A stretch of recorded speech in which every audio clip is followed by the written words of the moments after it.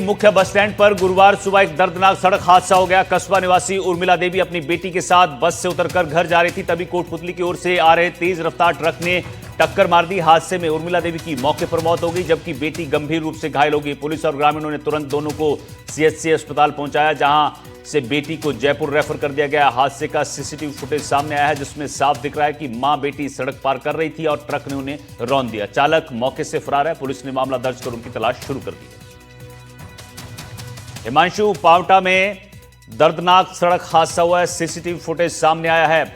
मां बेटी को कुचला है यहां पर ट्रक ने, जहां एक महिला की मौत हो गई है, लेकिन ट्रक ड्राइवर जो है वो फरार बताया जा रहा है। क्या कुछ जानकारी मिल पाई है इस पूरे मामले पर, ट्रक चालक के बारे में? जी बिल्कुल, देखिए आपको बता दूं कि कोटपुतली के पावटा में जो मुख्य बस स्टैंड है वहां पर एक बड़ा हादसा देखने को मिला। आपको बता दूं कि एक महिला और उसकी बेटी है वो सड़क पार कर रही थी। इसी दौरान एक तेज रफ्तार जो ट्रक है वो आ रहा था, उसने दोनों माँ बेटी को टक्कर मार दी। इस हादसे के अंदर जो माँ है उर्मिला देवी, उसकी मौके पर मौत हो गई। वहीं जो बेटी है उसको अभी जयपुर रेफर किया गया है, उसकी हालत भी गंभीर बताई जा रही है। मौके पर पुलिस वहां पहुंची। ग्रामीणों ने घायलों को कस्बे के सीएचसी अस्पताल में भर्ती करवाया, लेकिन वहां से जो बेटी है उसको रेफर कर दिया गया है। फिलहाल शव का पोस्टमार्टम करके परिजनों को सुपुर्द कर दिया गया है। हादसे का एक सीसीटीवी फुटेज भी सामने आया है, उसमें दिखाई दे रहा है कि जो माँ बेटी है वो सड़क पार कर रहे हैं, तभी एक तेज गति से आ रहा जो ट्रक है उसने उन्हें टक्कर मार दी। आपको एक बात और बता दूं कि ये जो सड़क पार करना है, ये मुख्य बस स्टैंड है, यहाँ पर लोगों की मांग है कि यहाँ फुट ओवर ब्रिज बने, क्योंकि लगातार जो हादसे हैं वो यहाँ होते हैं। और साथ ही साथ यहाँ बस स्टैंड ना होने के कारण भी जो यात्री हैं वो सड़क पर खड़े होते हैं। इस कारण जो हादसे हैं वो भी ज्यादा देखने को मिलते हैं, क्योंकि यहाँ बसें एकदम से रुकती हैं और इस कारण जो है हादसे ज्यादा देखने को मिलते हैं। जी ठीक है हिमांशु, बहुत बहुत शुक्रिया आपका इस जानकारी के लिए।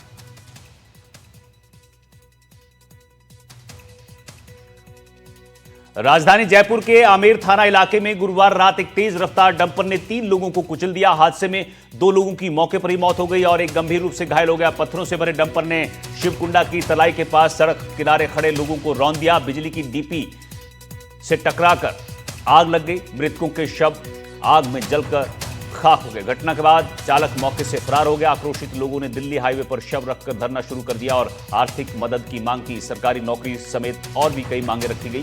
करीब 4 घंटे की बातचीत के बाद प्रशासन और परिजनों के बीच 7 मांगों पर सहमति बनी। मृतकों के परिजनों को पालनहार योजना, शिक्षा सहायता, समुदाय नौकरी और डेयरी बूथ आवंटन जैसी सुविधाएं दी जाएंगी।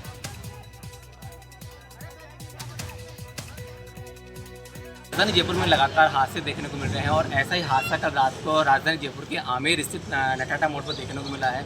बताया जा रहा है कि नटाटा मोड़ से जो पत्थरों की जो यहाँ खान है वहाँ से जो ट्रक है अनियंत्रित उसमें होकर चल रहा था और यहाँ पास में बने हुए जो दीवार है वहाँ 3 लोग आपस में बातचीत कर रहे थे। उनको आगे भीषण टक्कर मारी और भीषण टक्कर मारने के बाद में 2 लोगों की तो मौके में मौत हो गई और जो एक व्यक्ति था उसको गंभीर हालत में ऐसे भर्ती कराया गया, जहाँ पे उसकी जो पाँव की हालत है गंभीर बताई जा रही है। और लोगों की शिकायत है कि यहाँ पे जो ट्रक आते हैं कि आपस में जो मिलीभगत है उसके बाद प्रशासन भी यहाँ पे ध्यान नहीं दे रहा है और प्रशासन लोगों ने अपील की है कि ये जो व्यवस्था है यहाँ पे ब्रेकर बनाया जाए या यहाँ पे स्थानीय पुलिस के द्वारा यहाँ पे प्रशासन से रोका जाए। प्रशासन की तरफ से सबसे पहली मांग तो ये थी कि किसी भी पक्ष में सरकार की तरफ से जो नेग्लिजेंस रही उन सब लोगों के विरुद्ध कार्रवाई की जाए।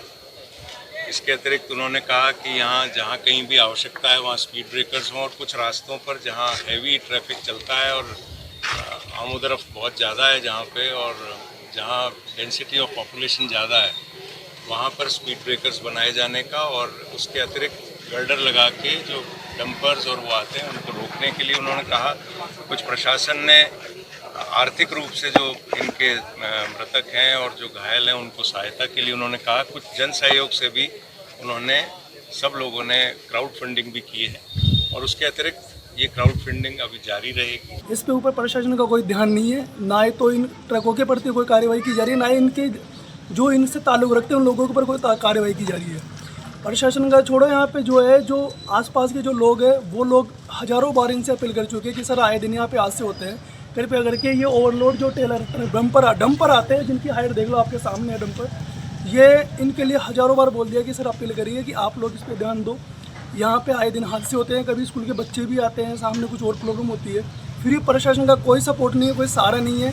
जैसे ही मुझे सूचना मिली मैं मौके पे पहुंचा और तुरंत मैंने प्रशासन को